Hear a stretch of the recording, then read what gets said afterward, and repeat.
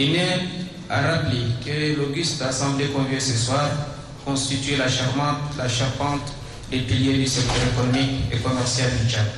Mesdames et messieurs distingués invités, qu'il nous plaise de vous présenter le programme de notre dîner d'échange. D'abord, le mot introductif du président du patronat et celui de la Chambre de commerce, puis le message de M. le Premier ministre, chef du gouvernement de l'Union nationale, ensuite l'ouverture des échanges entre le Premier ministre et les différentes corporations, enfin joindre l'utile à l'agréable par l'ouverture du dîner. Sans plus tarder, mesdames et messieurs, je m'en vais ici inviter M. Bichara Boudoua, président du Conseil national du patronat tchadien, pour son mot introductif.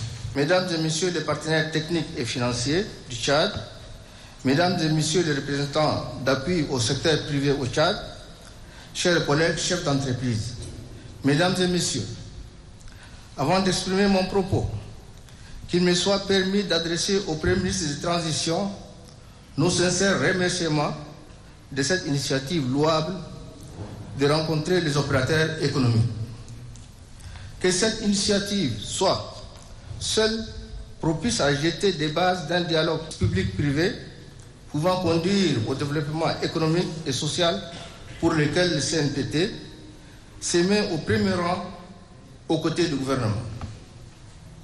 C'est l'occasion pour nous de rappeler quelques obstacles qui étaient déjà contenus pour la plupart dans notre livre blanc édition 2012.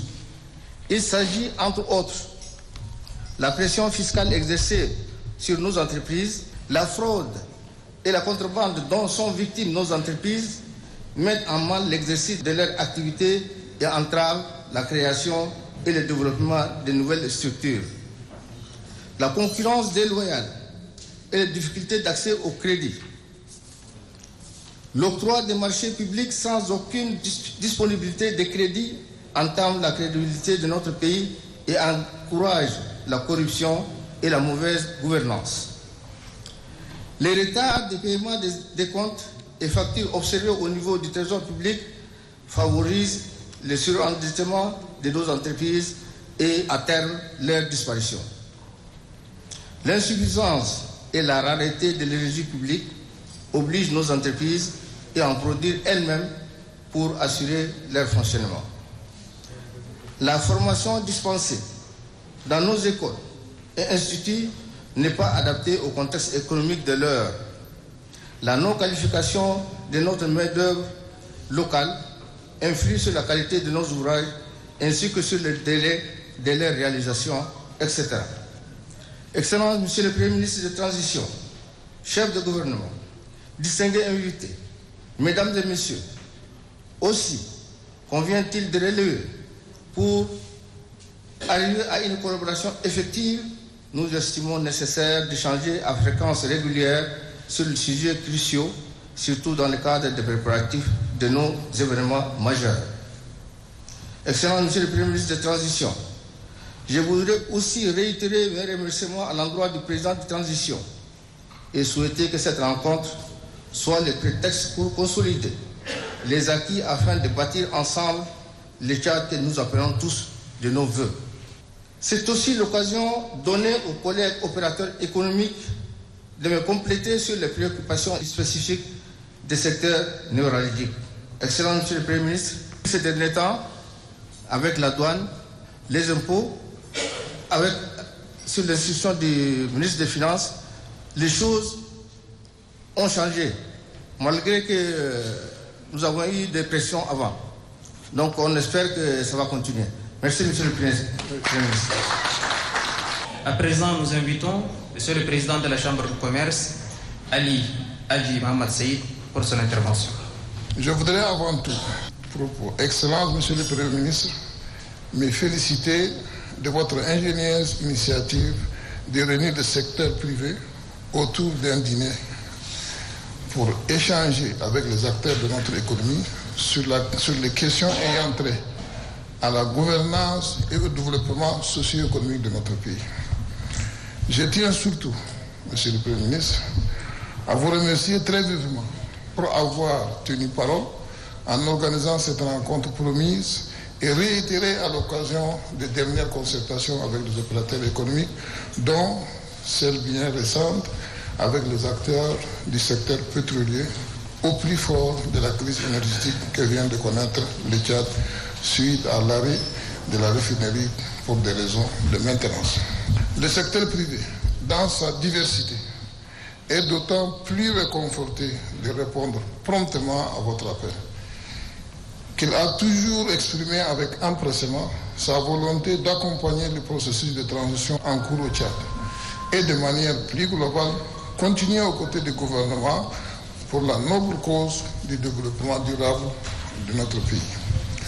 Le gouvernement de transition a pris une option importante à travers son programme politique de positionner résolument le secteur privé au cœur du projet structurant, ceci pour transformer structurellement l'économie nationale pour le bien-être des populations. Je tiens à remercier au nom du secteur privé le président de transition pour avoir toujours œuvré aux côtés du secteur privé. Pour y arriver, le dialogue et les concertations devraient être davantage privilégiés.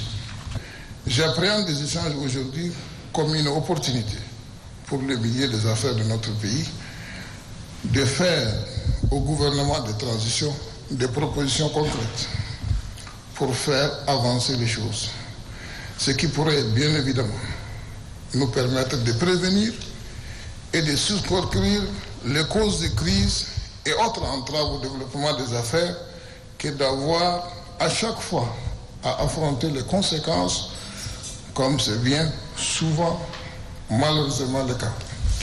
Dans cette optique, Excellence Monsieur le Premier ministre, chef du gouvernement, le secteur privé soutient fermement l'initiative des présents échanges et plaide pour la régularité et la diversification des concertations avec le pouvoir public.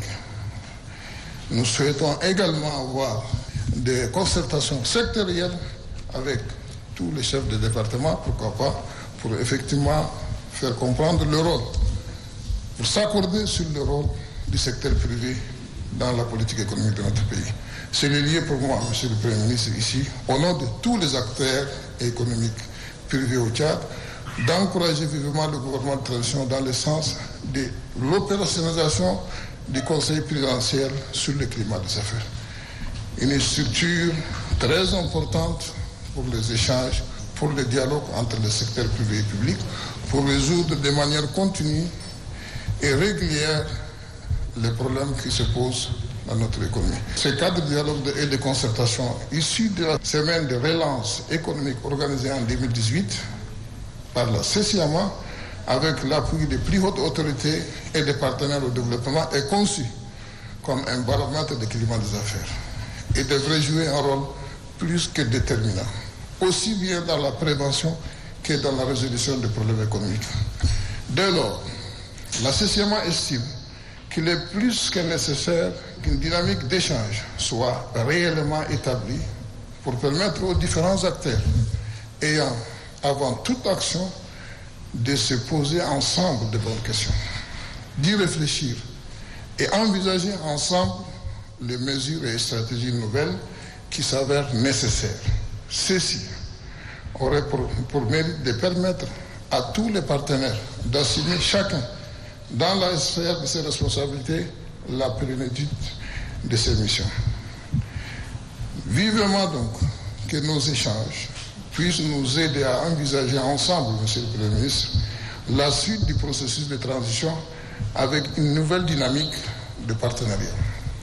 Tel est, Excellence Monsieur le Premier ministre, chef du gouvernement, le sens de notre intervention, que je tenais à faire au nom du secteur privé tchadien pour nous situer sur les attentes du secteur. Je vous remercie, Monsieur le Premier ministre, pour votre attention. Mesdames et Messieurs, après les mots du président de la Chambre de commerce, le tour est arrivé à Monsieur le Premier ministre, chef du gouvernement d'Union nationale, de livrer son message. La soirée d'aujourd'hui, c'est un dîner d'échange, un dîner de débat entre les opérateurs économiques et le gouvernement. J'ai imaginé cette soirée parce que j'ai l'impression que les hommes d'affaires les opérateurs économiques de façon générale ont un problème d'entente, de coopération avec le gouvernement. Il y a un petit gap entre nous qui ne devrait pas exister. Je n'ai pas d'espoir qu'en une soirée ça va être comblé, mais s'il y a un début de compréhension, j'aurai atteint mon objectif. Je voudrais casser ce petit mythe qui fait que le commerçant, comme on l'appelle vulgairement, l'homme d'affaires, comme on devrait l'appeler dans toute sa dignité, l'opérateur économique, comme on le dit dans les manuels, on devrait arriver à une situation où il doit avoir le mérite qui lui revient d'être respecté. Je voudrais que vous soyez respectés. Je voudrais qu'on cesse de parler de commerçants. C'est vulgaire. Vous ne parlez pas de commerçants dans les grands pays. Hein. Ils sont passés par là. Ils sont devenus aujourd'hui des partenaires. Nous devons être des partenaires. Et donc, mon discours de ce soir, c'est pour vous interpeller,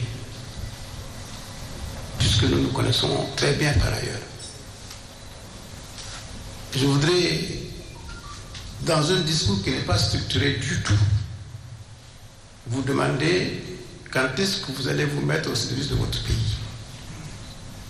Oui, je vous pose cette question. J'ai voulu rencontrer ce soir des milliardaires.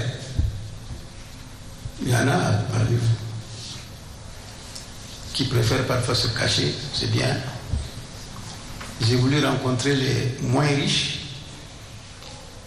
J'ai demandé à rencontrer ceux qui ne sont pas riches du tout et qui ont vocation à s'enrichir.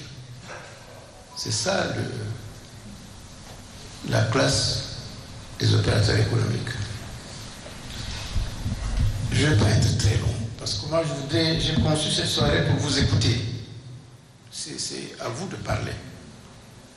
Et les relais par lesquels je suis passé pour vous inviter ont dû vous le dire. Je voudrais que vous parliez. Je voudrais vous écouter. Les membres du gouvernement qui sont là vont vous écouter. Pourquoi est-ce qu'il n'y a absolument aucune unité de fabrication quelconque dans notre pays? Un tissu économique réduit à zéro. On ne fait absolument rien du tout. Pourquoi est-ce que notre commerce est si archaïque? On est encore là, en train de mettre l'argent dans les poches, de sortir pour compter les billets en un. Pourquoi on fait ça? Alors qu'on peut faire autre chose. Pourquoi est-ce que dans les autres pays on ne fait plus ça? Pourquoi on le fait au Tchad? Je voudrais que on modernise notre secteur économique.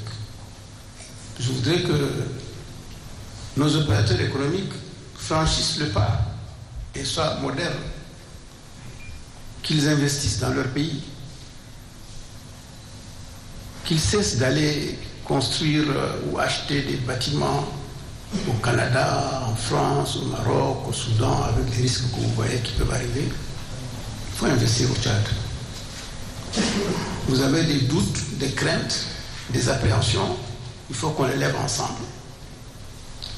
La création de la richesse, c'est votre apanage à vous, pas le gouvernement. Donc je veux que vous jouiez votre rôle de créateur de richesse et de créateur d'emploi. C'est vous qui devez remplir ces fonctions et non pas le gouvernement. Il n'y a pas très longtemps, je vois sur ma table une petite boîte de sucre sur laquelle c'est marqué Sahel. Comme je ne suis pas un consommateur de sucre, j'ai quand même pris la boîte pour voir ce que c'est. Je vois que c'est du sucre qui a été fabriqué à Maroua au Cameroun.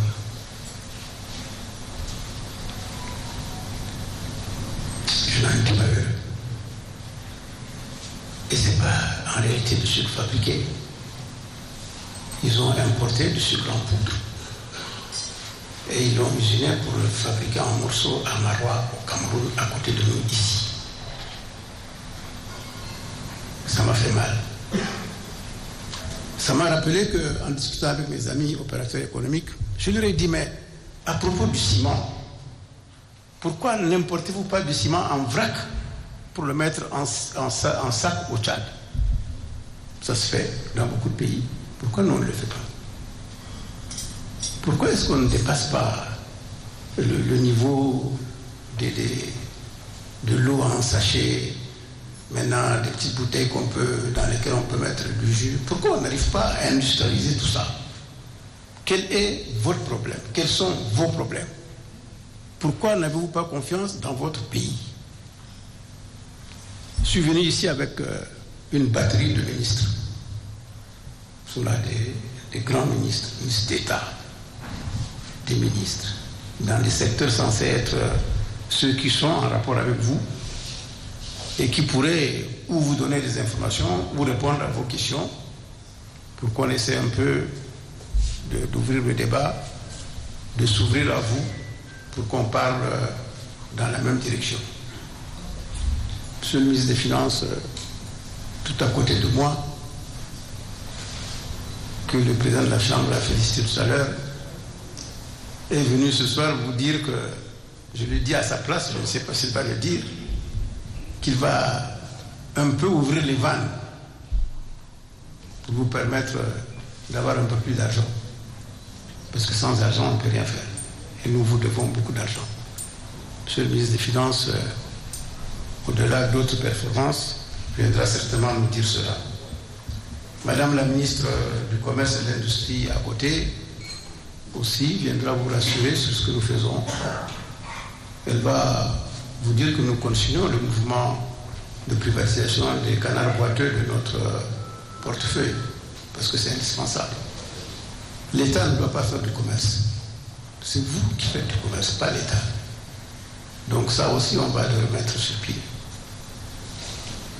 Lorsque, il y a 48 heures, j'ai dit ce projet au président de transition, il m'a encouragé à le faire. Et il m'a dit pratiquement ce que je vous dis depuis le début de mon intervention. Il faut leur demander pourquoi ils n'investissent pas au Tchad. Ils ont beaucoup d'argent. Nos hommes d'affaires, beaucoup d'argent. Mais ils n'investissent pas dans le Tchad, dans leur pays. Est-ce qu'ils n'aiment pas leur pays? Donc c'est un peu ça. Toutes ces questions qu'on peut se poser en tournant en rond pour y revenir, c'est de ça qu'il s'agit fondamentalement. Il faut vous lancer dans la bagarre. Il faut montrer que vous aimez votre pays. Il faut qu'on ait une industrie made in Tchad. Et c'est possible. Nous allons jouer notre partition. Nous allons vous accompagner. Si vous avez beaucoup de difficultés, quelles qu'elles soient, je vous assure qu'on va vous accompagner. On va vous aider à sortir de cette mauvaise passe dans laquelle vous êtes engouffrés.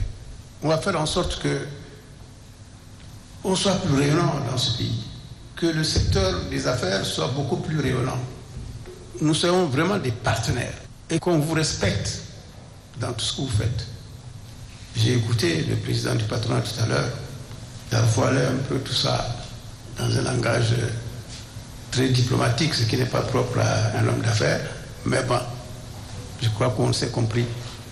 Il demande le respect mutuel en réalité, qu'on cesse de vous prendre pour ce que vous n'êtes pas, qu'on vous encourage vraiment à travailler dans la transparence. C'est en travaillant dans la transparence qu'on gagne beaucoup d'argent. C'est en gagnant beaucoup d'argent qu'on investit. On investit pour gagner encore beaucoup d'argent. On crée de la richesse, on crée de l'emploi, secteur dans lequel l'État ne peut pas briller. Donc c'est pour ça que je vous ai appelé, j'ai parlé plus longtemps que je voulais parler. Mais il fallait que j'explique pourquoi cette soirée. Il faut qu'on vous écoute. C'est un dialogue franc. Dites-nous quels sont vos problèmes. On aurait pu organiser un séminaire, un atelier, tous ces trucs classiques-là auxquels je ne crois pas beaucoup. Mais je crois que c'est un dialogue direct comme celui-ci qui peut nous permettre, en instaurant le dialogue que le président de la Chambre a demandé, de nous revoir. Aujourd'hui, c'est la première fois qu'on organise ça et donc il y aura des hésitations, on ne va pas tout dire. Ok, je le comprendrai, Et puis, une autre fois, peut-être vous-même, ou une autre structure nous donnera l'opportunité de nous revoir. Et il faut que ça se dégèle entre nous. Il faut que vous ayez confiance dans votre pays. Il faut que le gouvernement ait confiance en vous.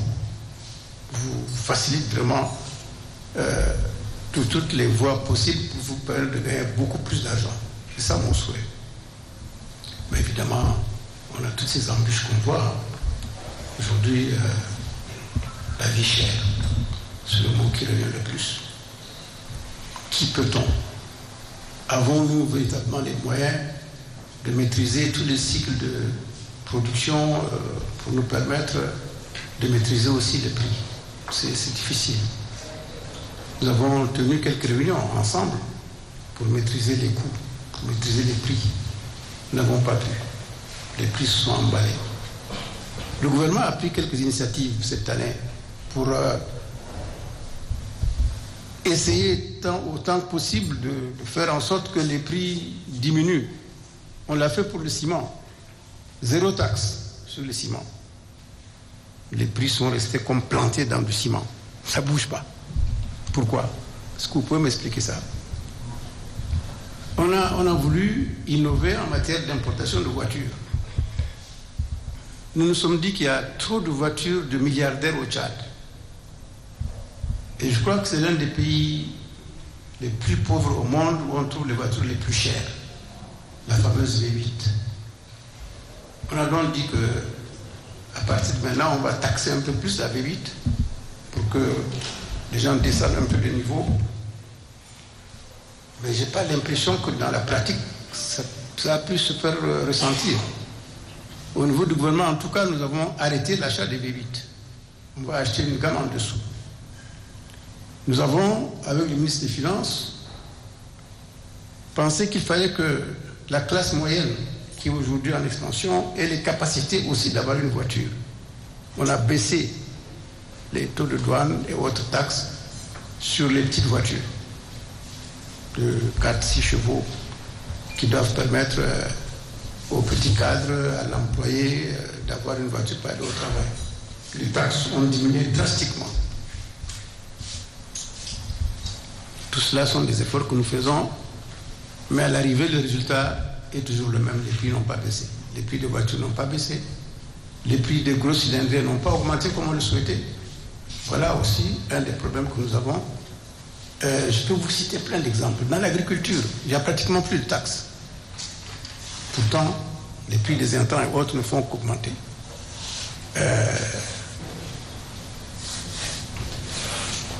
Dans l'énergie photovoltaïque, il n'y a plus de taxes. Et pourtant, les panneaux et autres matériels du solaire coûtent encore très cher. Moi, je crois que quelque part, le gouvernement a joué sa partition en essayant de vous entraîner dans cette machine-là pour qu'ensemble, on puisse maîtriser notre situation économique. Mais j'ai l'impression que ça ne fonctionne pas très bien. C'est donc aussi l'occasion pour vous de nous dire en quoi est-ce que nous avons mal fait. Comment est-ce que nous n'avons pas réussi en pourtant voulant bien faire. C'est ça le dialogue que je souhaite. Comme je l'ai dit, les ministres vont intervenir, pas longuement. Chaque ministre qui veut parler doit intervenir 2 à 3 minutes, juste pour dire qu'est-ce qu'il a fait d'innovant, qu'est-ce que nous avons introduit aujourd'hui, qu'est-ce que nous allons faire l'année prochaine, pour faciliter un peu les échanges avec vous. C'est vous qui devez parler. Je souhaite vous écouter. C'est vous qui devez nous dire tous vos problèmes. Le livre blanc, oui, il date aujourd'hui de 10 ans. À quoi a-t-il servi? Pourquoi n'a-t-il pas été exécuté de part et d'autre? Pourquoi y a-t-il encore des problèmes? Est-il toujours d'actualité? Certainement. Et donc on va ensemble voir comment la soirée va se dérouler au mieux de nos intérêts, pour qu'on reparte d'ici avec beaucoup de confiance dans un nouvel esprit de partenariat, peut-être pas à 100%, mais s'il y a un début même de 5-10%, on va cultiver le reste pour que ça aille mieux pour nous, que ça aille mieux pour notre pays. Le gouvernement voudrait que nos hommes d'affaires soient riches, de plus en plus riches, toujours plus riches, parce que c'est ça la richesse nationale aussi, et nous comptons sur vous. Je vous remercie. Merci. Distingués invités, mesdames et messieurs, après le message de monsieur le Premier ministre, chef du gouvernement, à présent, nous entamons la phase des échanges proprement dites. Il est à noter qu'il y a une liste par corporation, par secteur qui est arrêtée devant nous ici. Nous allons procéder par l'appel. Un micro-baladeur est dans la salle et vous pourriez garder votre position et intervenir. Je m'en vais de ce fait appeler le secteur industriel et PME, M. Ibrahim Malou.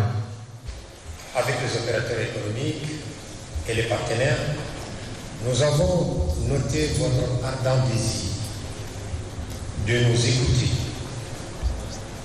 de cerner ensemble avec nous nos préoccupations et les difficultés dans lesquelles nos entreprises commerciales et industrielles font face au quotidien. Monsieur le Premier ministre de Transition,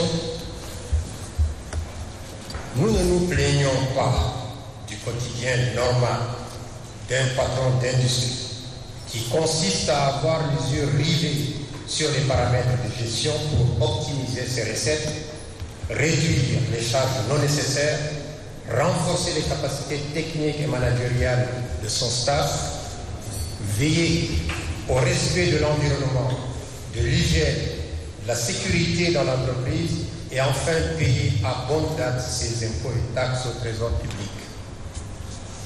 C'est ça le rôle de l'entreprise citoyenne. Oui, monsieur le Premier ministre de Transition, nos entreprises sont des entreprises citoyennes, respectueuses des lois et des règlements dans notre pays. Cependant, elles ne sont pas payées de retour comme il se doit.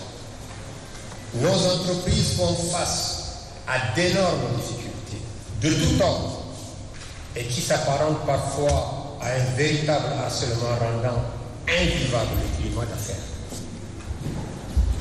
Ces 2 dernières années, nos entreprises ont évolué dans une conjoncture économique des plus difficiles, tant au niveau international que national. Les effets de la pandémie de Covid-19 et la guerre Russie-Ukraine ont été dévastatrices. Difficulté d'exporter et d'importer en raison de fermetures d'entreprises en Asie, en Europe et partout dans le monde. Envolée de taux de fret maritime et terrestre, pas d'espace dans les navires, rareté de conteneurs, envolée de prix du pétrole, forte hausse de prix des intrants agricoles, engrais, insecticides. Les répercussions de toutes ces hausses ont entraîné des poussées inflationnistes dans le monde et particulièrement dans notre pays qui détient déjà la palme d'or du coût de transport le plus élevé d'Afrique de l'Ouest et du Centre.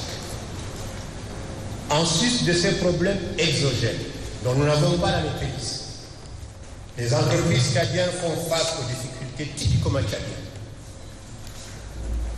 Manque d'énergie et de gasoil. Le coût est énorme sur la rentabilité de nos unités industrielles et sur l'économie nationale au sens macroéconomique. Harcèlement juridique, multiples procès, condamnation à payer des sommes exorbitantes sur la base des délits de solvabilité. Partout où une entreprise industrielle ou commerciale va en justice, elle a 99,99% de chances de perdre. On la taxe pour sa solvabilité. Des saisies de comptes en banque de nos entreprises, à tel point que beaucoup de patrons s'interrogent aujourd'hui sur la nécessité d'approvisionner leurs comptes bancaires ici au Tchad. La corruption. Il faut payer pour avoir un service rendu. Amende injustifiée, exorbitante, émise par des services de l'environnement dont certains dossiers sont en cours. Entrée en faute de marchandises, faussant la règle d'une concurrence loyale.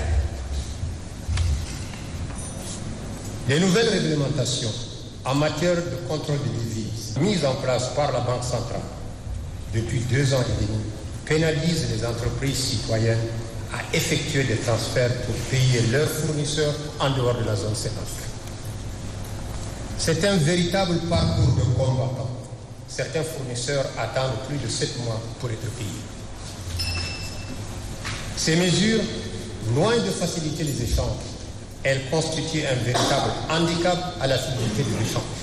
Cependant, comme tout à l'heure, le président du patronat a dit, nous le confirmons, il y a une amélioration dans les relations entre les entreprises avec les services des douanes et des impôts. Nous sollicitons les plus hautes autorités du pays pour qu'elles interviennent et s'impliquent effectivement pour trouver des solutions aux problèmes cités si haut. Nous demandons à ce que soit réactivé le Conseil pour l'amélioration du climat des affaires au Tchad. Il s'agit là, Monsieur le Premier ministre, Monsieur le membre du gouvernement, des problèmes endogènes à notre gouvernance et des solutions idoines peuvent être rapidement trouvées. Et une fois trouvées, nous avons l'intime conviction que notre pays regorge des ressources et des capacités indiscutables pour faire émerger ce pays. Nous sommes optimistes, mais il faut qu'on balaye tout ce qui entrave à la bonne marche et à la compétitivité de notre pays. C'est à ces conditions, et seulement à ces conditions, que nous pouvons attirer non seulement les investisseurs tchadiens à investir, mais aussi à faire la place à des investisseurs étrangers pour venir soutenir le développement de notre pays. Je vous remercie. Bien, cette rencontre, nous l'avons souhaitée de tous nos voeux depuis plusieurs années. Dit-on, il n'est pas trop tard pour bien faire.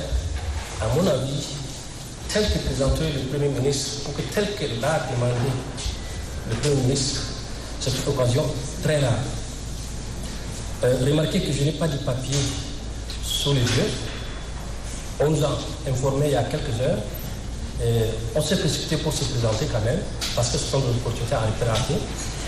Je disais tantôt, je suis le secrétaire général du CONIT. Le CONIT, j'aimerais bien un peu l'expliquer ici, parce qu'au Tchad, comme l'a dit tantôt le Premier ministre, on fait des confusions un peu entre commerçants et commerçants. Nous sommes les commerçants qui fournissons les marchés du Tchad. C'est-à-dire que tout ce qui est vivre et non vivre que les gens consomment au Tchad, c'est nous qui l'importons. Et tout ce qui peut être exporté du Tchad vers l'extérieur, c'est nous qui le faisons. Aujourd'hui, l'opportunité nous a été offerte pour dire, mais c'est quoi votre problème? Pourquoi vous ne créez pas? Qu'est-ce qui vous retient?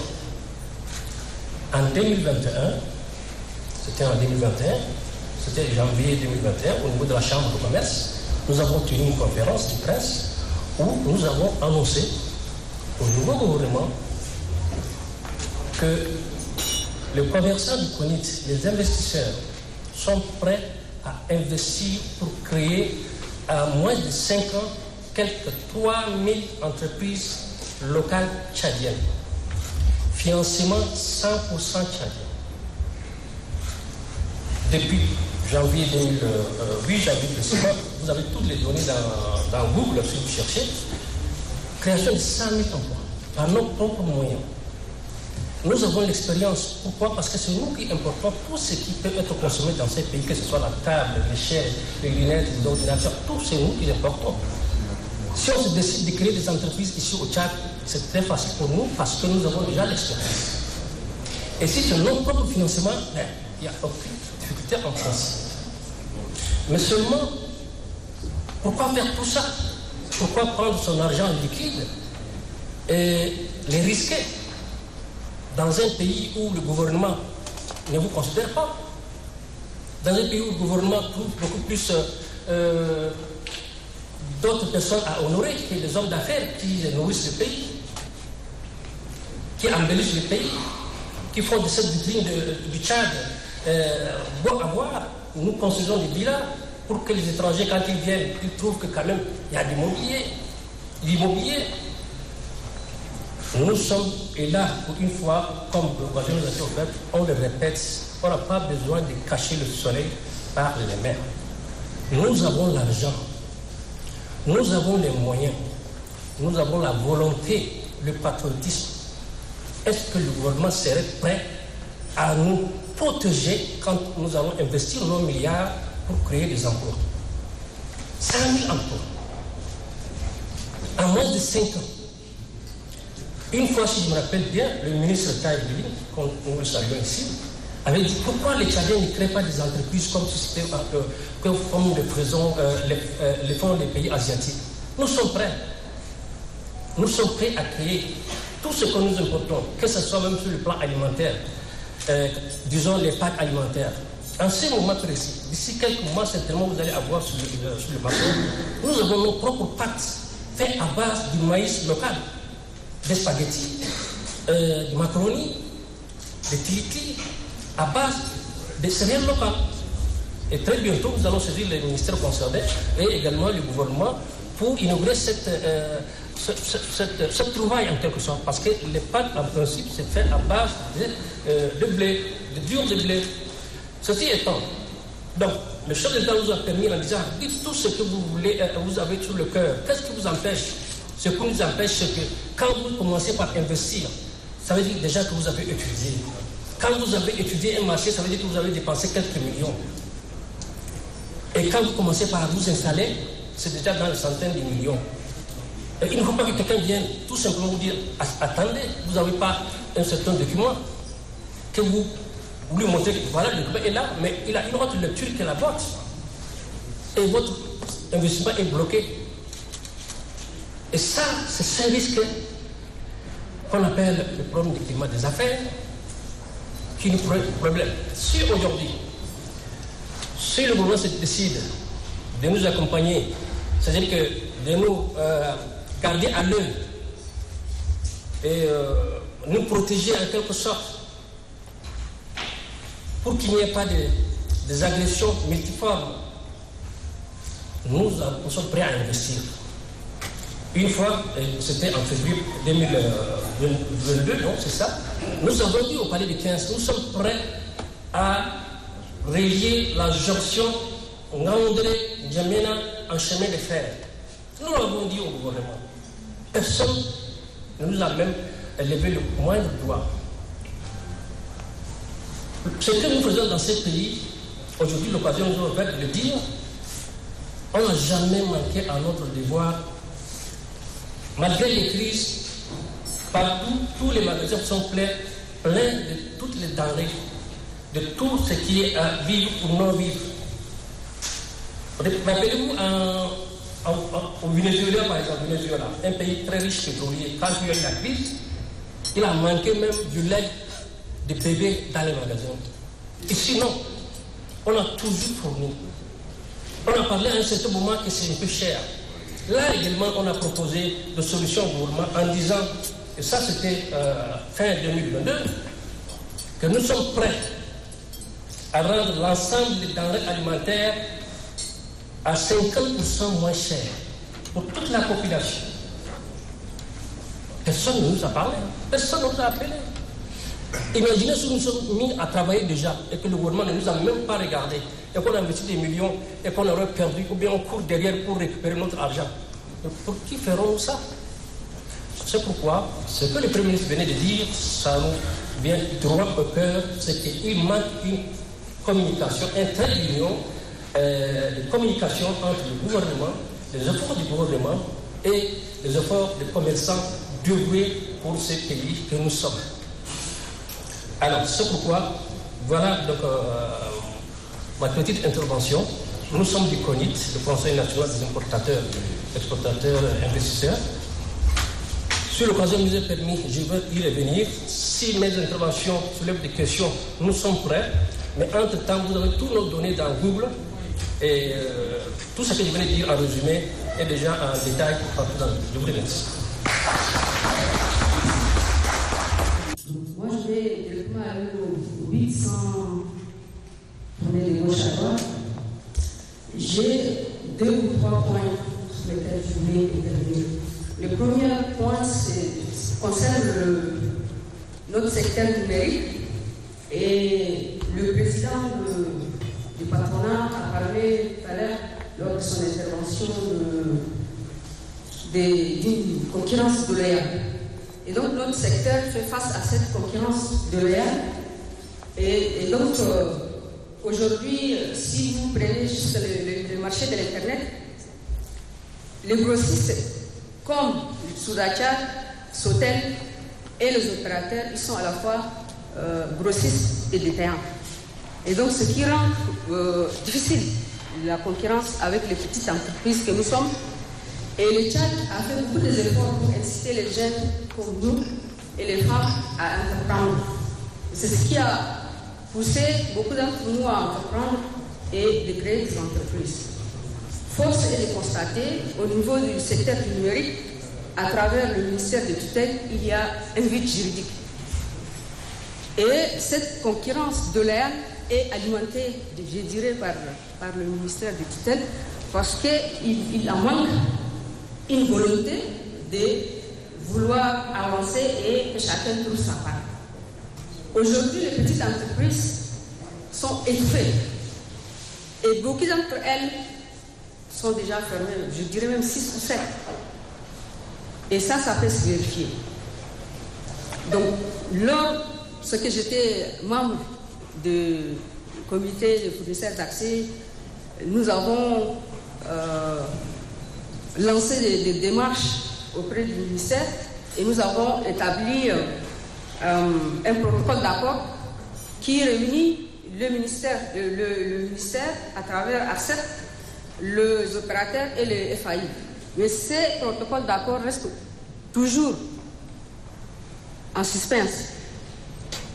Et donc, on remarque clairement qu'il y a une volonté qui essaie de stopper ces entreprises d'évoluer. Un exemple précis avec notre entreprise, c'est vrai que le ministre a dit que c'est un échange direct et que vous voulez nous écouter. Et comme on dit en arabe, la vache qui n'a pas de queue, c'est Dieu qui intervient pour l'aider à ventiler. Voilà. Donc aujourd'hui vous êtes venus et moi je veux profiter pour poser un problème concernant notre entreprise. Rennes Technologies, c'est une entreprise de services informatiques et télécoms et un fournisseur d'accès. Et l'une des rares entreprises qui a payé cash pour prendre la licence des fournisseurs d'accès. Et à travers cette entreprise, nous avons innové. Nous avons déployé le Wi-Fi partout dans les espaces publics, en commençant par l'aéroport international, avec l'accord de l'ALETI, on l'a fait ensemble, et sur l'applaudissement ou le remerciement du ministre qui est ici présent. Et nous avons continué sur l'espace de la nation, ECHA, l'Université de Yamena, lycée de l'Isrobier et le marché en ligne. Et donc, on a commencé à faire des chiffres nous avons investi parce qu'on a commencé à expérimenter au niveau de l'aéroport et à la place de la nation. Quand ça a commencé à marcher, nous avons déployé un peu partout et dans notre perspective, nous voulons continuer à couvrir toute la ville d'Injamena. Donc, en mois d'octobre 2020, une équipe de l'ARCEP était descendue avec des militaires chez nous pour nous demander d'arrêter les hauts-sols. Et donc, nous, on n'a pas voulu, on a fait des altercations, et puis après, on a obéi. On a cédé à cela. Et donc, nous avons arrêté les hauts-sols. Et donc, directement, nous avons remonté ce problème au niveau du ministre. Le ministre a saisi l'affaire et il nous a dit qu'il va essayer de traiter. On était restés pendant quelques mois. Nous avons remarqué qu'il n'y a pas d'avancement. Encore, on a ressaisi le ministre et il nous a demandé de faire une correspondance. Chose que nous avons fait et par la suite, nous avons été notifiés par l'inspection que si ARCEP décide que nous n'avons pas l'autorisation, ça veut dire qu'on doit arrêter. Donc nous n'avons pas accepté Parce que nous, dans le cahier de charges, rien ne nous interdit de déployer l'Internet. C'est pour ça que nous avons pris la licence. Et donc, ils disent simple service, multiservice, mais nous, on déploie l'Internet. C'est tout. Que ce soit par le ticket ou par radio, c'est l'Internet tout simplement. Et donc, nous avons eu des démarches par-ci par-là, nous n'avons pas pris bien. Nous avons saisi la Chambre de commerce, la Chambre de commerce a écrit au président. Donc, j'ai été appelé par l'assistant du conseiller du ministre. Il m'a posé des questions, je lui ai répondu et il m'a demandé des documents, je lui ai fourni aussi. Après, ils ont répondu au président de la Chambre en disant que oui, que je dois respecter les cahiers de charges. Les cahiers de charges, je les respectais. C'est eux qui sont venus arrêter. Et pendant tout ce temps, en 2020, 2021, 2022, aujourd'hui nous sommes en 2023, donc 3 années passées. Les investissements que nous avons faits et l'énergie que nous avons mis, cette situation nous a conduit à arrêter les activités sur tout ce qui est Internet. Et donc, nous a conduit à renvoyer nos employés. Et aujourd'hui, je plaide auprès de vous, Monsieur le Premier ministre, qu'une solution soit trouvée. Ça, c'est le premier point. Le deuxième point, c'est par rapport au fonds alloué à l'entrepreneuriat des jeunes et des femmes. Aujourd'hui, nous remarquons que le ministre distribue 100 000 par entreprise. Et donc, moi, je trouve que ce n'est pas une bonne méthode. Je suggérerais qu'on choisisse 2 ou 3 entreprises et qu'on alloue une somme conséquente de 10, 20, 30, 40 millions et on expérimente pendant 5 ans pour voir quel résultat ça va donner.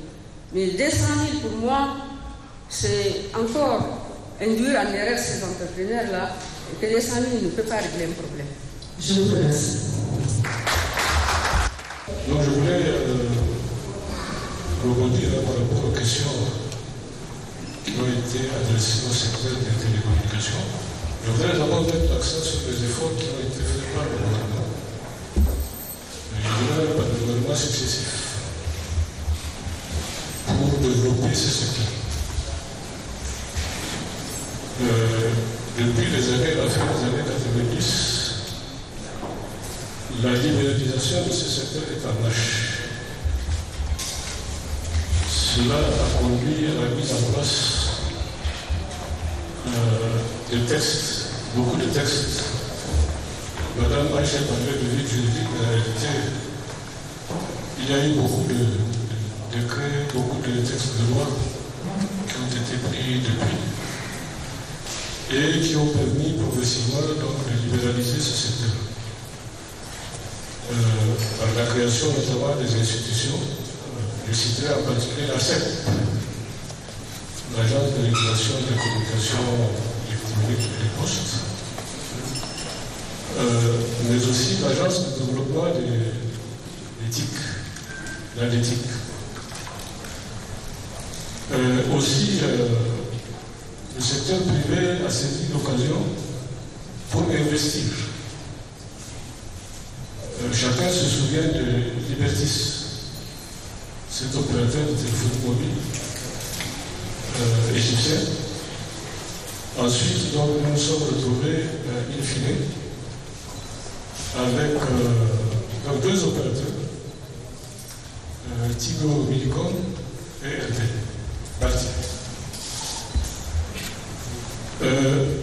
Donc la concurrence devait se faire aussi par le décrochage, en quelque sorte, de la Sotel 4, qui avait le monopole historique du secteur.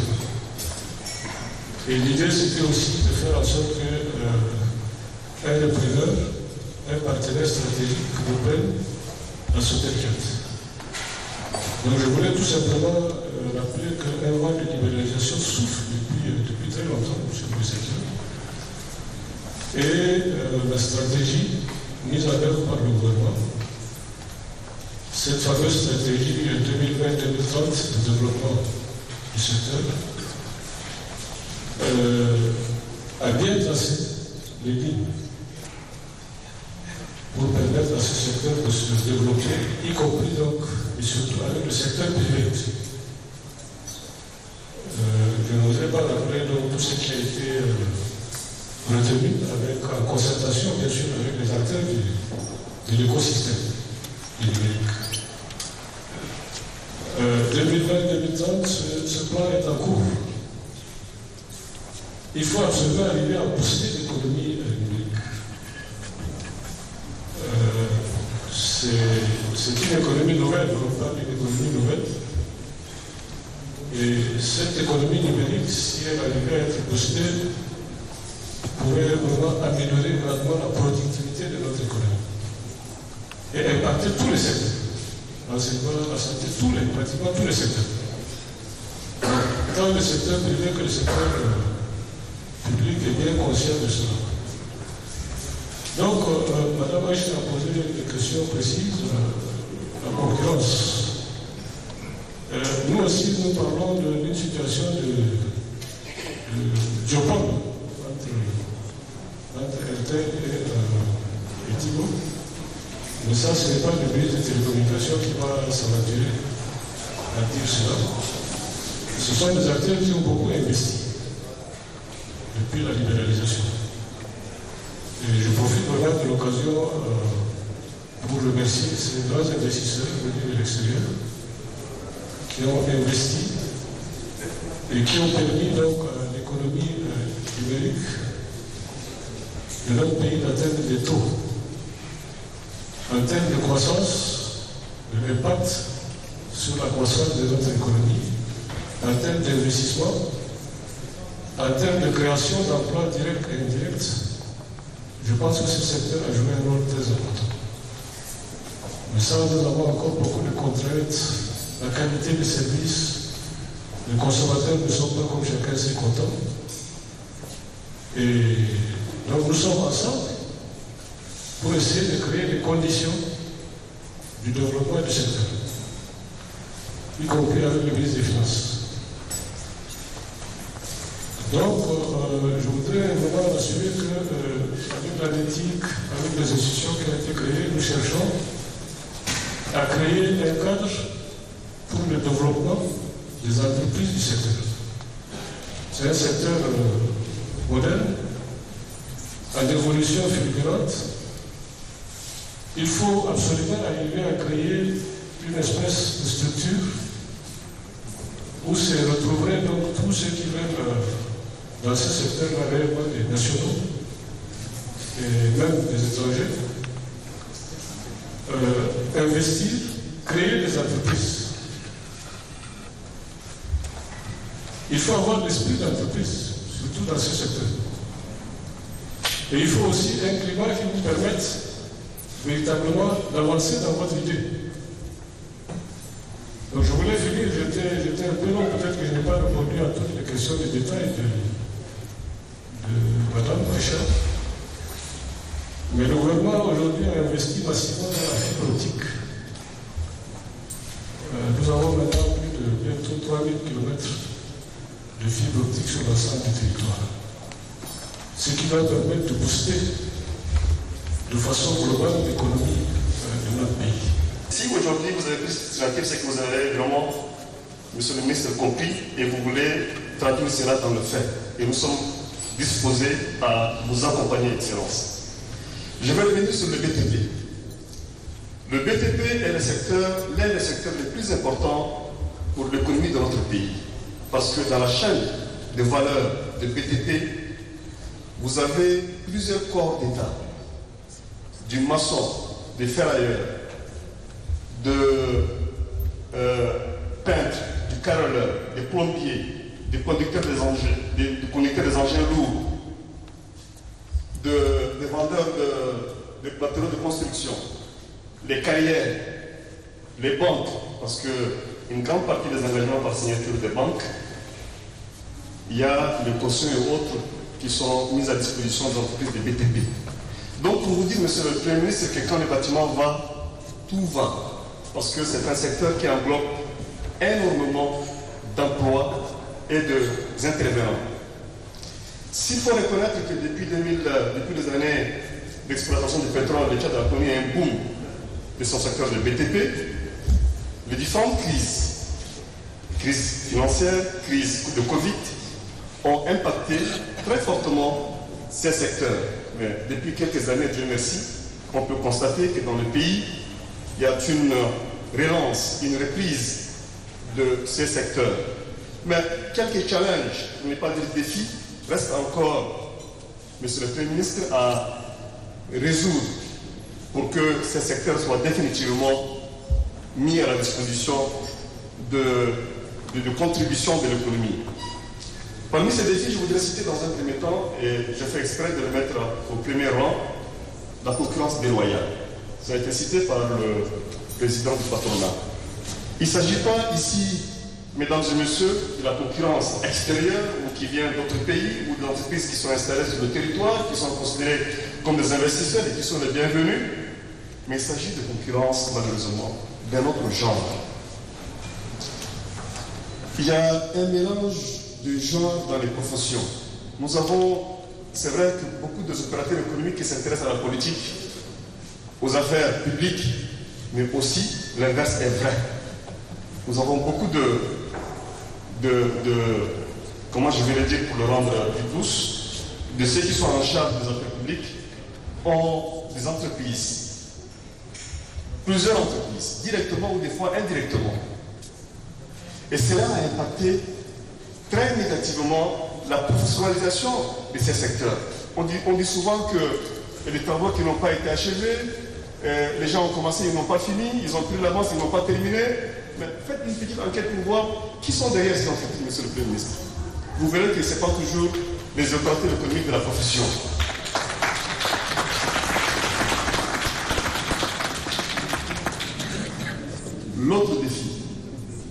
L'autre défi, c'est la question, c'est le défi de la programmation.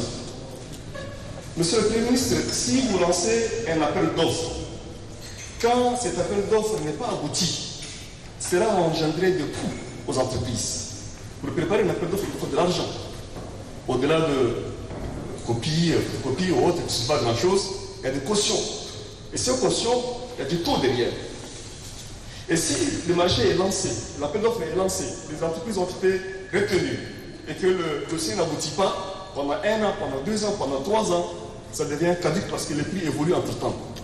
Et nous avons très souvent ces problèmes-là, où on lance des appels d'offres, mais qui n'aboutissent pas jusqu'à l'approbation et les travaux. La recommandation qui va avec cela, Monsieur le Premier ministre, c'est qu'on arrête. On fait seulement ce qu'on peut dans l'année. Ce qu'on ne peut pas, on ne le fait pas. Personne ne peut aller au-delà de sa capacité, aucun pays.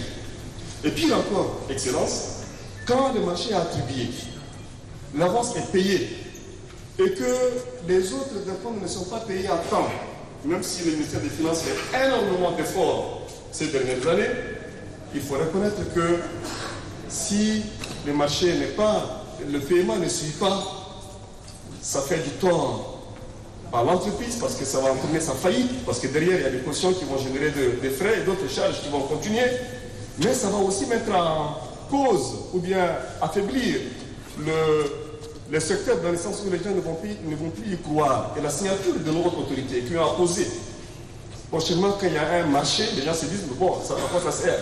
Donc c'est pourquoi, c'est une recommandation Excellence, qu'on ne lance pas des travaux dans l'année si on n'est pas sûr qu'on puisse accompagner financièrement jusqu'au bout. Faisons juste, même si c'est peu, ce qu'on peut. Et pour le troisième défi, monsieur le Premier ministre, vous avez ici, aujourd'hui, dans notre pays, nous avons une difficulté pour avoir des engins, des gradeurs, des conducteurs, des gradeurs, des bons coffreurs, des bons ferrailleurs, des bons peintres, des bons carreleurs, alors que cela constitue une source immense de création d'emplois. Nous avons des bacheliers chaque année, des gens de BEP, qui ont de BEP chaque année. On peut les former, parce qu'il y en a beaucoup qui abandonnent les études supérieures. On peut les former et après on va les récupérer et les déverser dans ce métier, au lieu de qu'on vient de l'extérieur. Pour avoir des bons conducteurs d'engins, je parle sur le contrôle quelques amis qui sont dans le secteur, il faut vraiment, c'est pas donné. Donc ça constitue une source d'opportunité, une opportunité pour vraiment lancer les formations dans ces domaines. Et pour finir, Excellence, je voudrais juste en 1 minute donner cet exemple-là des États-Unis. Les États-Unis d'Amérique, c'est la première économie parce qu'ils ont fait des choses Et parmi les choses qu'ils ont pu réaliser, il y a une qui m'a tiqué, c'est la création de SBA, Small Business Administration, qu'ils ont créé dans les années 50, après la loi de SBA, Small Business Act. Qui veut dire quoi? Il y a 4 paliers. Et si c'est vraiment pour un Américain de rêver, de vouloir faire quelque chose, la première agence, la première étape de cette agence-là, c'est d'arriver, ils vont t'aider à faire le business plan. Toi, tu as juste rêvé, on te demande juste de rêver. On t'aide à faire le business plan. Après que ton business plan est déjà conçu, on met à l'autre étage, qui regarde, qui dit que j'appose la signature du gouvernement pour donner la garantie pour le financement. Parce que le business plan, il est bon et puis ça donne des résultats. Une fois que cela est fait, il y a un troisième étage où on dit le financement. Il y a des structures de l'État qui assurent le financement.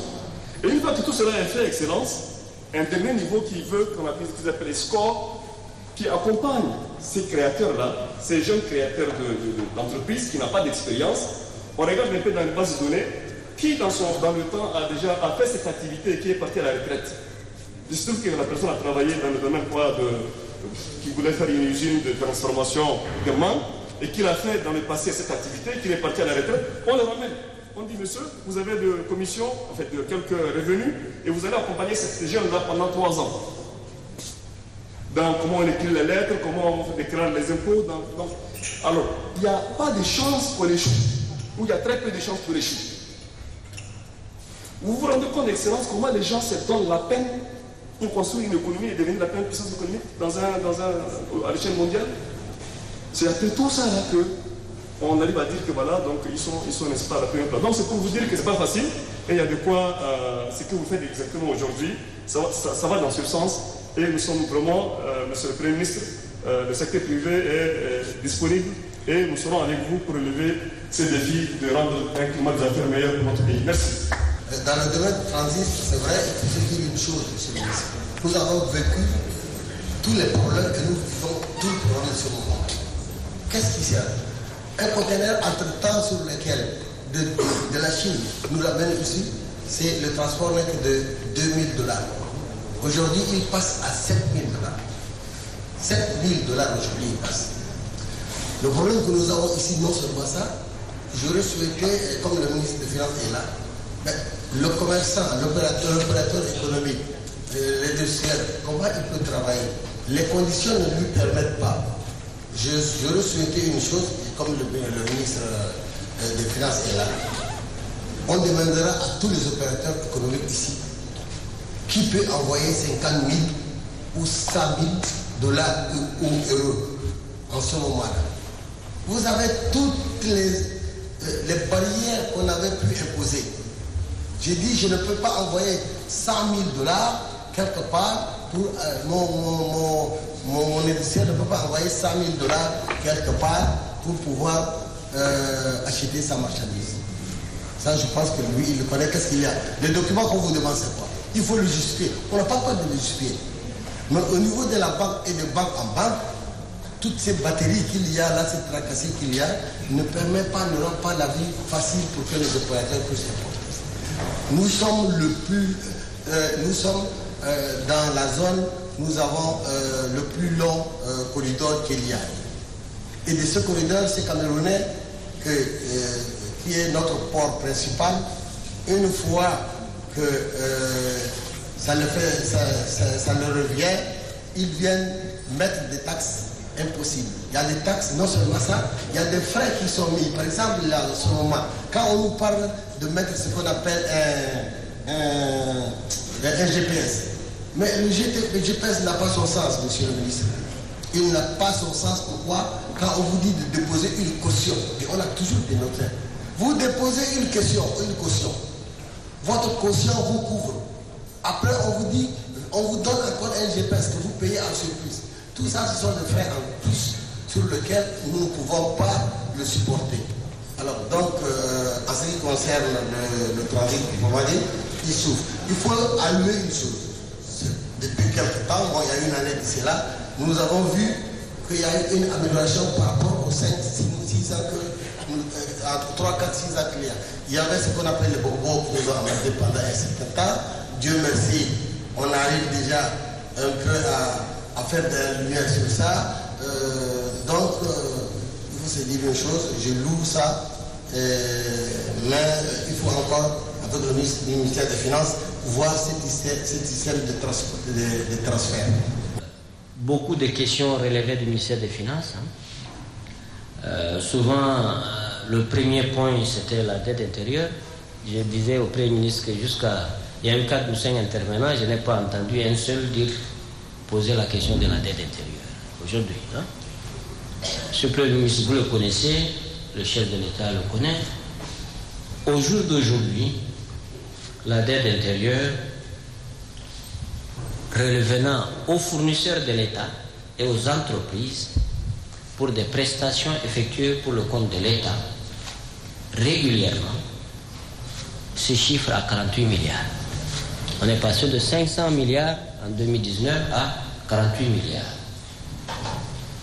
Et vous permettrez que je relève le ministre des Infrastructures est là. Les entreprises nous doivent des avances de démarrage d'environ 200 milliards.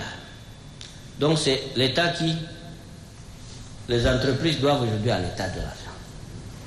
Y compris pour ce qui est des factures ou bien des activités. Je voudrais... Parce qu'il y a beaucoup de discussions, de discours autour de ces questions, souvent la dette intérieure. Il n'y en a pas. C'est les entreprises qui doivent aujourd'hui de l'argent à l'État. Ils doivent réaliser les prestations pour lesquelles elles ont été payées. Certaines ne démarrent pas depuis 8 mois. Dans le secteur de la santé, de l'éducation et dans d'autres. Et ce n'est pas toujours des entreprises qui appartiennent à des fonctionnaires. Parce que je comprenais qu'ils voulaient indexer un peu les fonctionnaires. Certains ont peut-être des entreprises, mais ce n'est pas les entreprises des fonctionnaires. Il y en a qui sont dans cette salle, je ne vais pas les citer parce que j'ai beaucoup de respect pour eux. Ils font du bon travail par ailleurs. Peut-être qu'il y a eu des problèmes d'entreprise de contrôle. J'ai suivi aussi les questions un peu secteur par secteur. Le secteur général, Brahim Maloum, qui est un brillant cadre du secteur cotonnier africain, a relevé un peu un certain nombre de questions. L'une, ça a été aussi repris par le CONIT, la question de la sécurité et de la sécurité juridique. Le Premier ministre le sait, le chef de l'État nous a instruit, le garde des Sceaux et nous-mêmes, on associera évidemment le patronat pour réfléchir à cette question. Parce que l'État est le plus condamné que les entreprises. De 2014 à 2018, l'État payait plus pour les condamnations que pour les fournitures qu'il recevait. Donc la justice, il y en a qui... C'est devenu un business là-bas. Donc il y a des mesures que le gouvernement est en train d'entreprendre pour plafonner les condamnations. Ce n'est pas premier au Tchad, ça arrive aussi, ça existe aussi ailleurs. Ailleurs, les gens ont trouvé des solutions. Nous allons aussi trouver des solutions.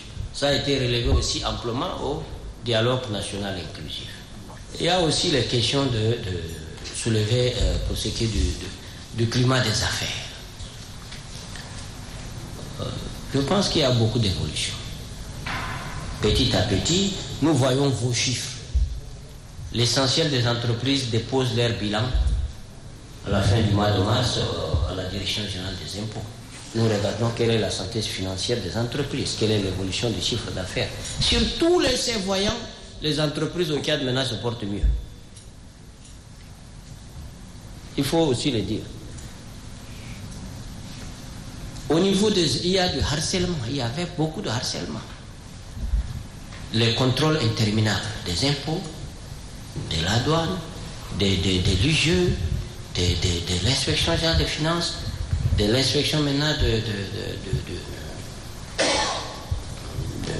du ministère de l'Environnement. Pour ce qui est des impôts, nous avons limité ça. Et limité aussi dans le temps.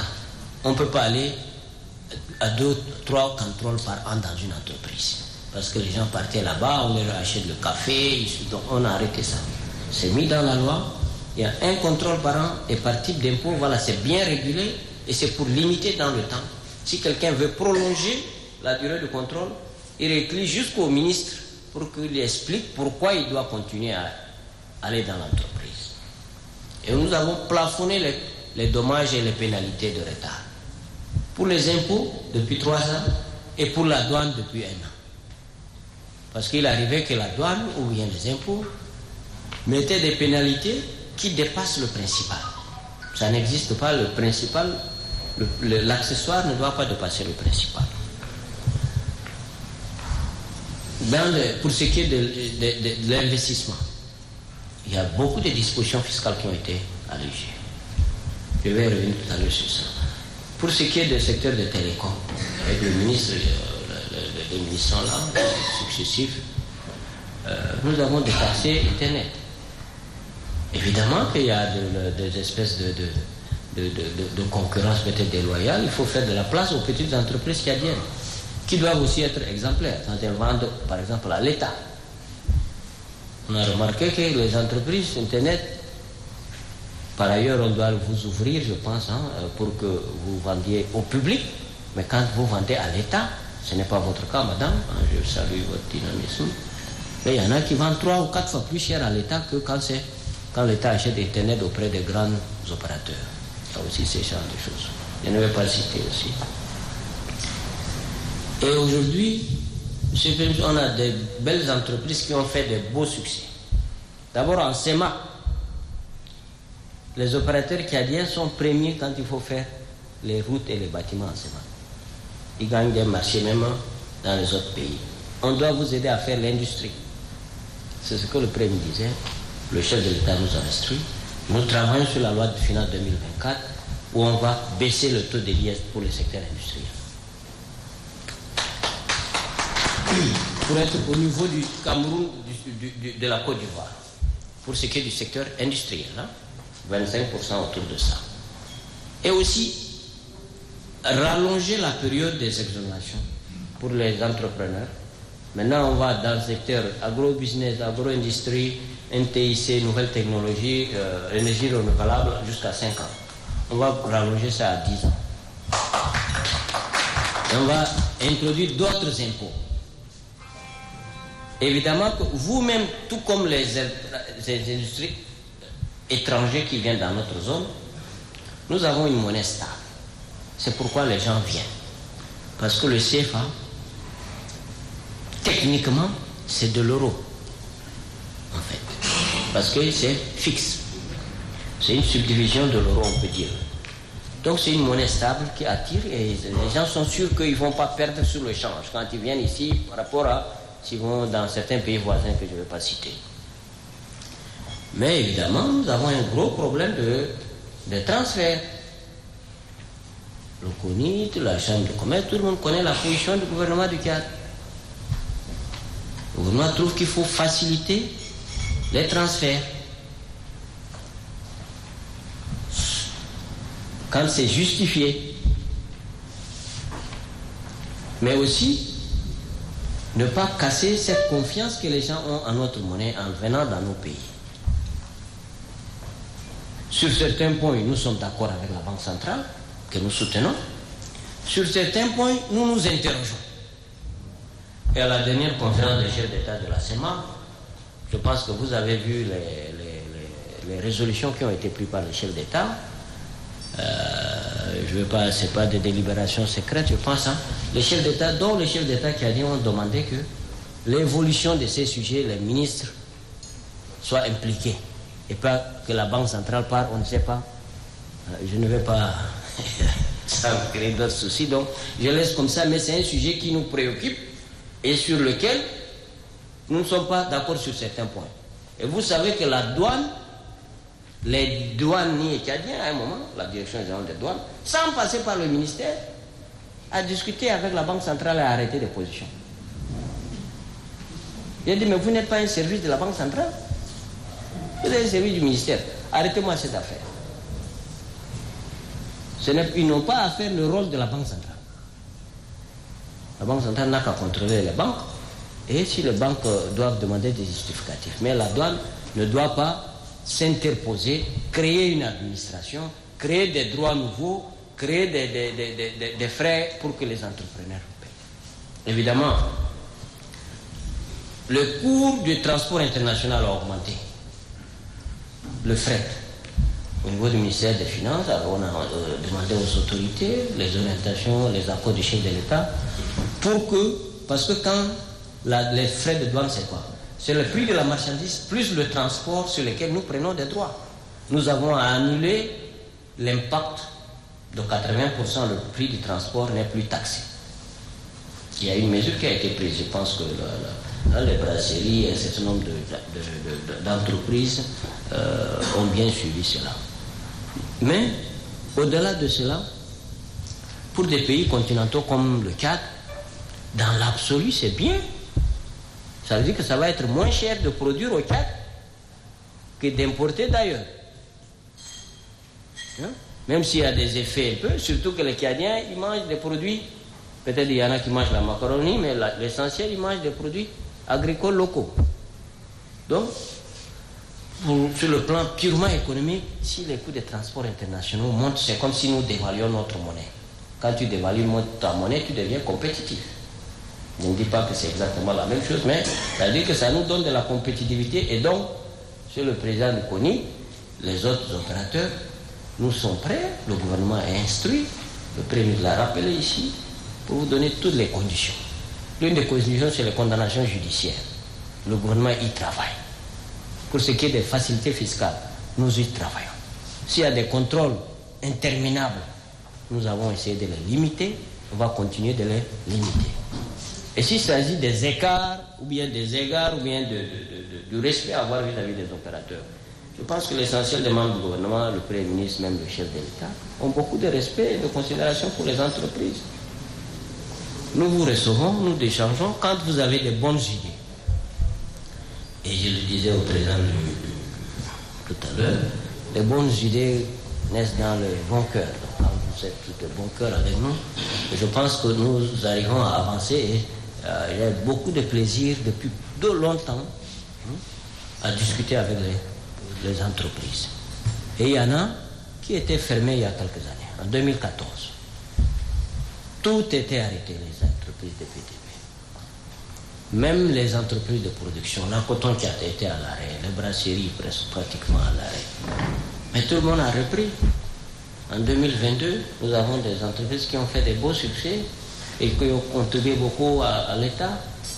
Les 3 plus gros contributeurs 2022 au budget de l'État en termes de recettes, c'est les brasseries, les RTL et la raffinerie de Guermaya. Et on peut aussi vous sortir tout ça dans les divers secteurs.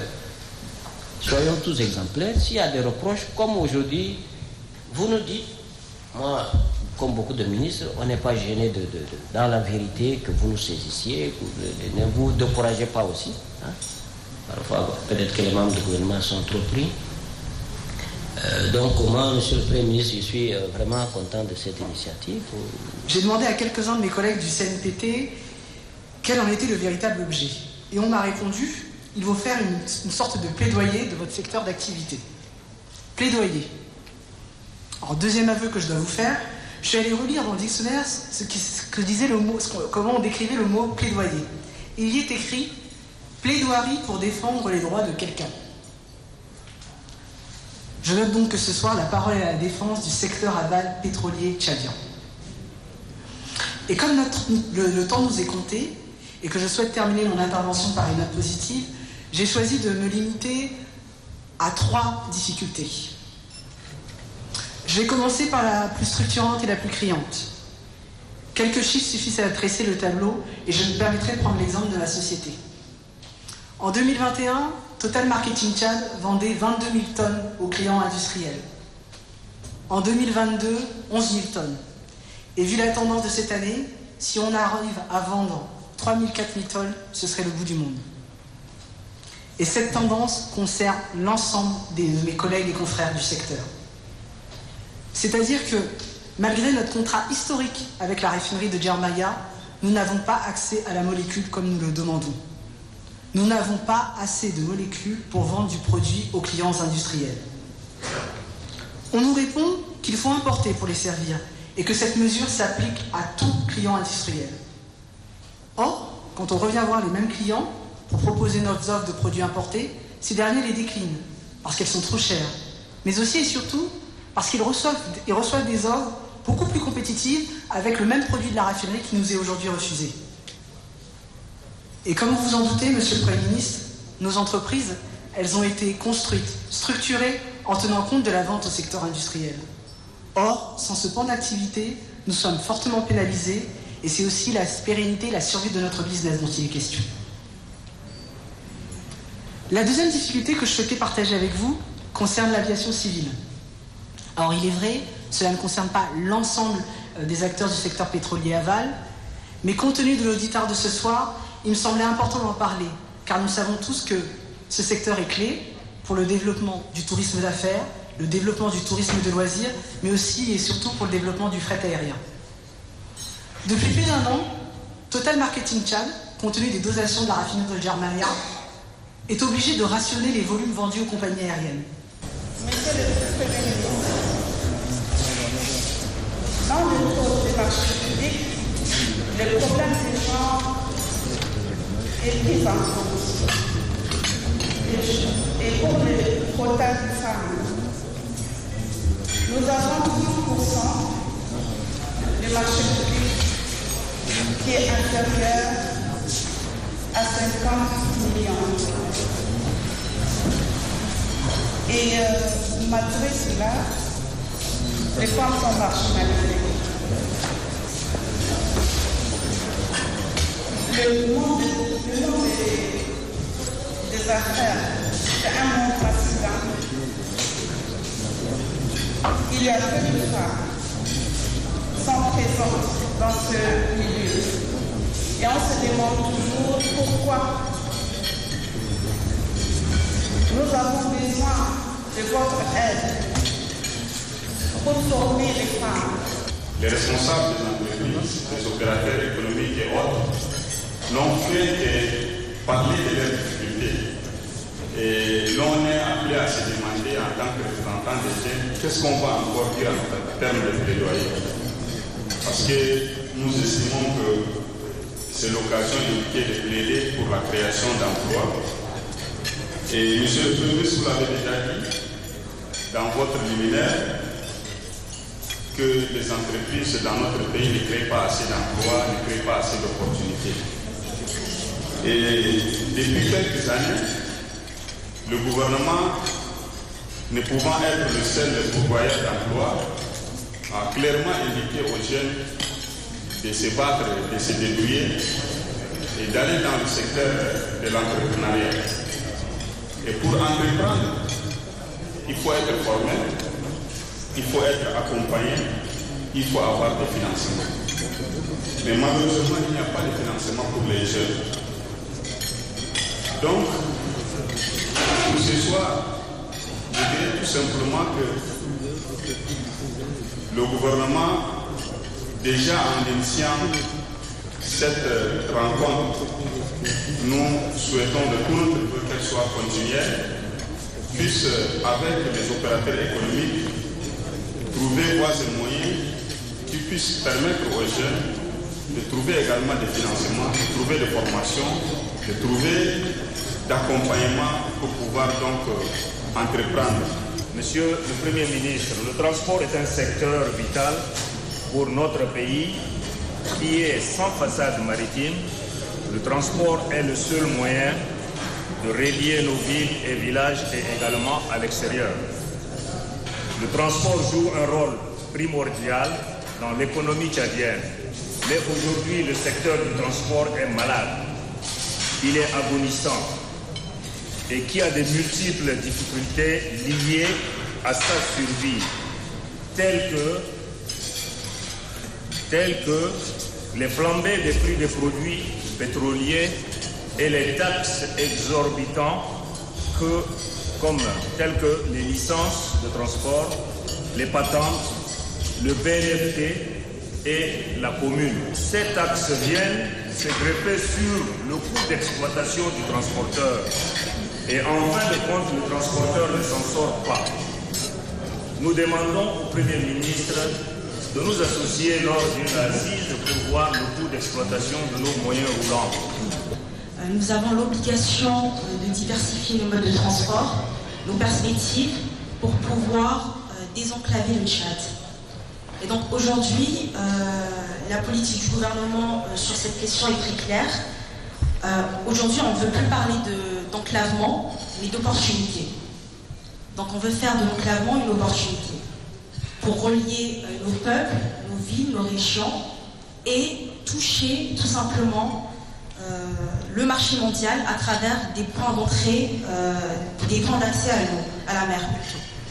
Et donc, il y a énormément d'initiatives qui se font au quotidien par le biais du ministère des Transports, dont j'ai la charge de diriger depuis 2 ans à peu près, pour toucher du doigt de nouvelles collaborations, de nouvelles coopérations et trouver véritablement des solutions idoines à ces défis auxquels nous avons pu entendre aujourd'hui.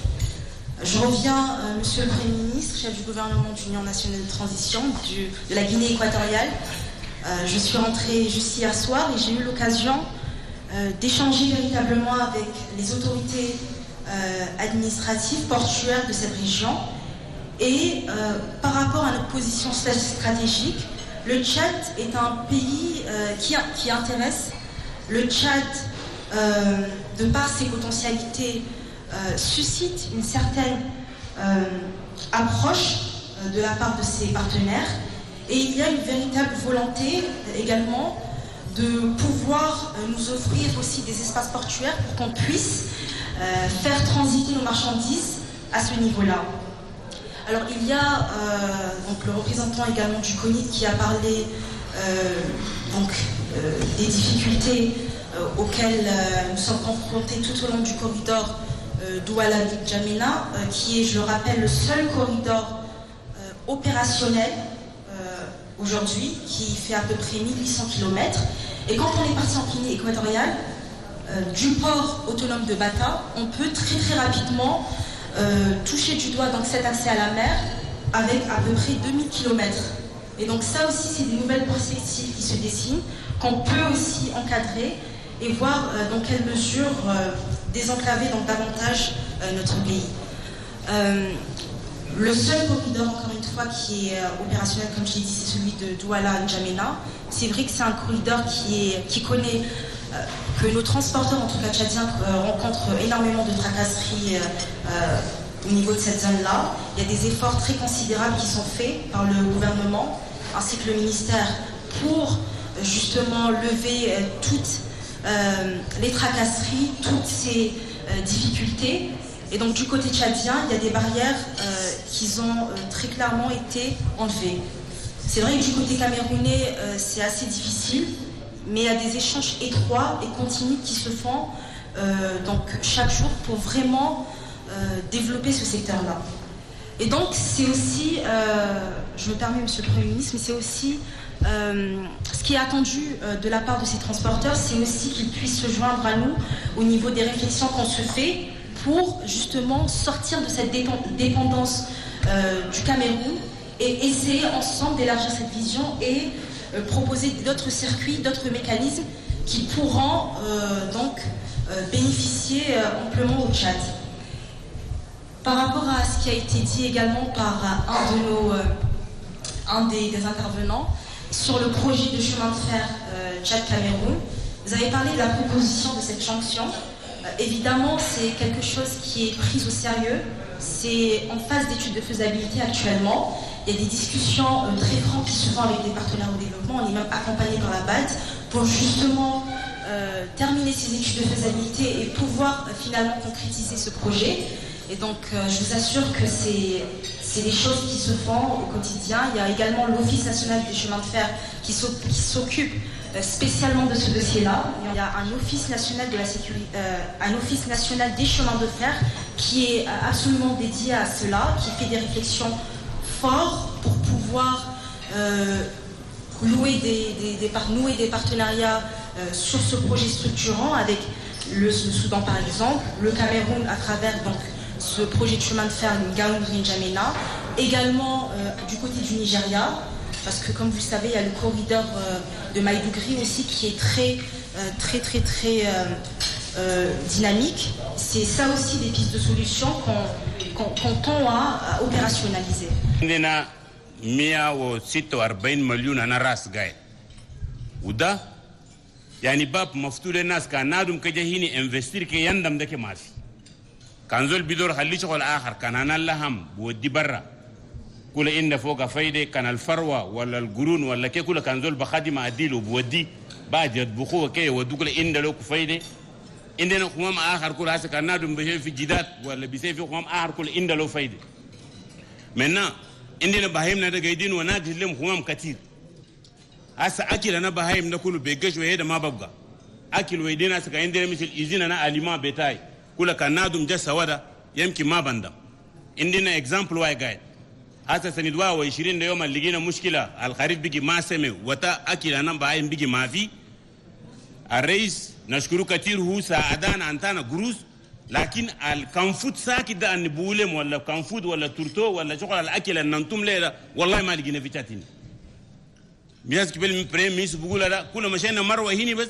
لقينا فوق الخوام ده جابوا لنا التجار دوك ده كله ايه لنا ما نقعدوا اين من الناس اخرين نقعدوا نتاكلوا فوق ما اين كما عندنا شغل نسوي ولا يجي هذا انت يقولوا اوروكو عدل شغل التخافوا كما دسوفوا جروسكو ده اوروم للناس يلقوا لكم سوليوشن ودخلوا جروسكو وبلدك نودوا قدام ما نقعد ان نتاكلوا في ناس بس يا جماعه بكان اكل عندنا سميش الدواء كله كان عندنا كان زول بدور بسيده حتى بهايمنا ده كله كده بدور دواء كله كوجي مكان اخر انا عندنا فاكسين 3 بدين لابوراتور انا هسه القايد انا ايراد ده وقت الزمان ده بيصير 23 برودوي حتى فضل فيه 3 دوك ده كله الناس يقدروا ينفستير معانا يجوا ياخذوا معانا نقدروا نسوي الفاكسين نسوي الدواء الاخرين ننتم لبهايم وبهايمنا يعني يمكن نقدروا عينا نستفيدوا من الدواء ده لكن كان نخلو ناس كلك ولا كلنا كنا نخلو الا نشاهدوا برا ولا ننتقل في ناس ما بنفع نشكرك كثير يا جماعه وفكر لنا وخلينا ننفستير في بلدنا هنا سياده جبنا ميرسي Les collègues m'ont rappelé, le ministre des Finances aussi avait rappelé tout à l'heure, le gouvernement a fait des efforts dans les différents projets de loi, que je ne vais pas citer l'ensemble des efforts qui ont été consentis, mais si l'ensemble de ces efforts ont été faits et que nous n'avons pas nos éléments de réponse ou de positivité, il va falloir qu'on se pose des questions et on doit trouver des réponses très rapidement. Moi, je pense que ce qui manque réellement par rapport à ces réformes, pour qu'il y ait plus de tonus, il faut qu'il y ait plus de communication, qu'on arrive à échanger et qu'on fasse comprendre aux différents entrepreneurs quels sont les efforts et les réformes qui ont été faites, surtout dans le cadre de la fiscalisation. Beaucoup de défiscalisation ont été faites, mais on ne voit pas de résultats. Le second point, je voulais parler aux entrepreneurs, c'est-à-dire à notre économie, ceux qui sont au top de l'économie tchadienne. Pour moi, je crois que le meilleur, en tout cas, cadre tchadien se trouve au niveau de l'entrepreneuriat.